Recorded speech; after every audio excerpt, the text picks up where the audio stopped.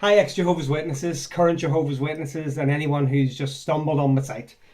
This is part 2 of the crazy stuff, unwritten rules that were forced upon you back when you were a Jehovah's Witness. It's absolute nonsense, but it's all true, and I've taken this from one of the forums that I frequent just to give it a bit more publicity because, quite frankly, it needs it. If you're a Jehovah's Witness, you know it's true. If you're thinking about joining them, if you're studying with Jehovah's Witness, these are the deep things of God. People, run for the hills. All right. So last we left you, we had not playing organised sports, no R-rated movies, no PG, only U's, no going to college. Lovely, wonderful presiding overseer telling his sisters she was just taking up space at the hall because she didn't raise her hand enough. Okay. If this is really another one that's indicative of the love from Jehovah's organisation. If all the other kids in the congregation are getting baptized, you have to as well. Because if you don't, the parents of those children will then say, oh, he doesn't have the love of Jehovah in his heart. And then they will shun you. So you have the choice as a child of being baptized or being isolated in the congregation, which you're not allowed to stop going to because you're a kid. And so your life's going to be even shitter because you're isolated in school and you're isolated in the Kingdom Hall. That's a cult, ladies. That's like a double cult. Scumbags. Okay, I got baptized at 10. I was told that if I didn't get baptized and Armageddon came, I'd be dead forever. A 10-year-old. Can you imagine the fucking harm that does a 10-year-old?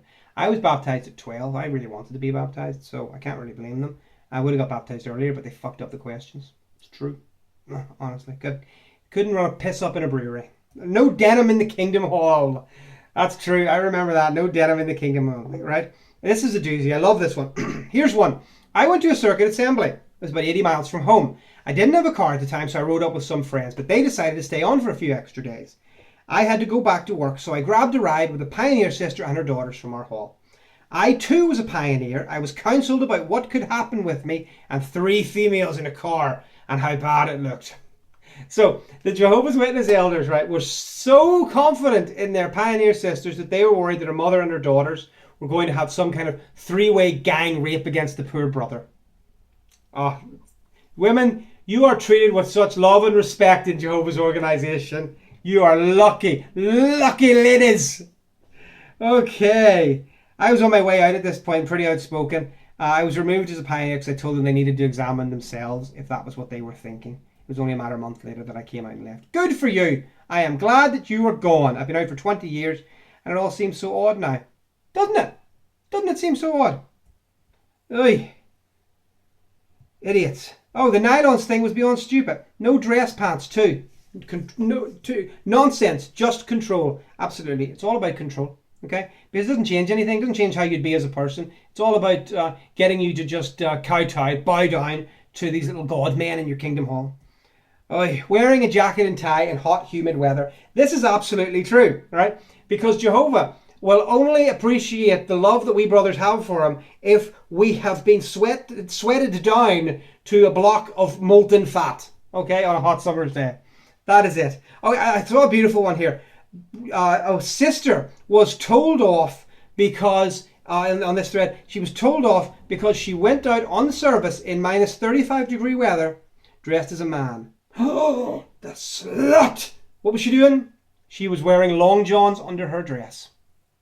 So, apparently now the elders have to engage in some kind of knicker patrol. Guys, if you're an elder, seriously, get out. Have a life.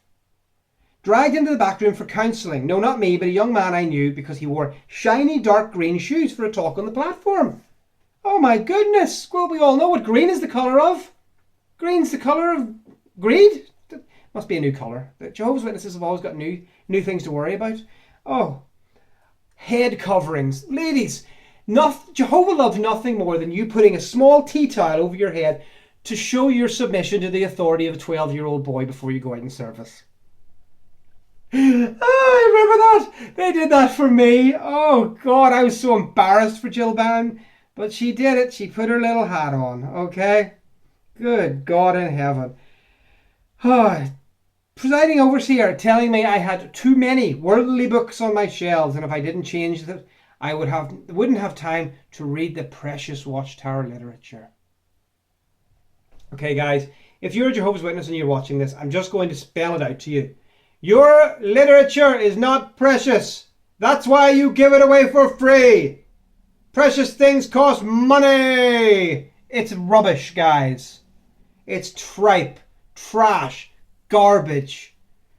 And don't throw it in the garbage when you leave the witnesses. Burn it in case the bin men read them and accidentally convert. That's what my mum and dad did. Good on you, mum and dad. Okay.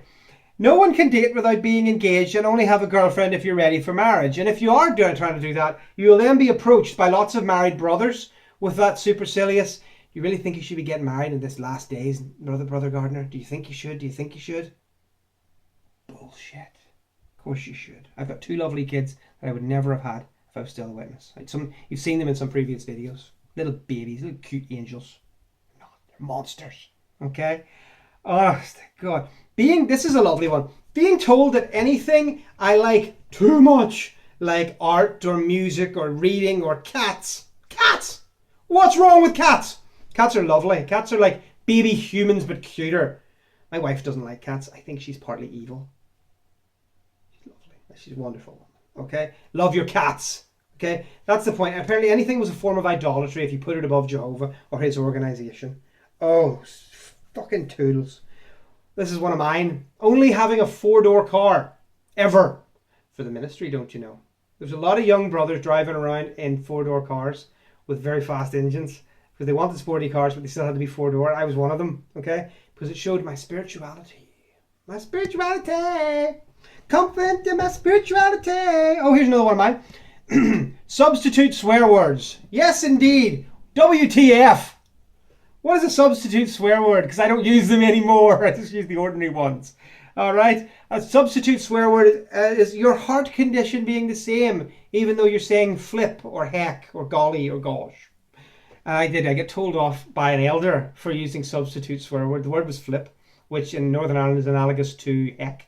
And I said that. And you know what he told me? He said that was showing the same heart condition. But unfortunately, I didn't know at the time that at the time he was telling me that, his heart condition allowed him to sleep with a girl from Dunmurry congregation. Awesome guy. Still a witness. Still a witness. Honestly. Okay. Now here are we. Okay.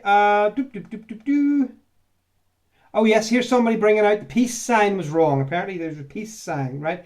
And you couldn't have clothing that had the Nike swish on them or any kind of advertising because that was idolatrous towards the company.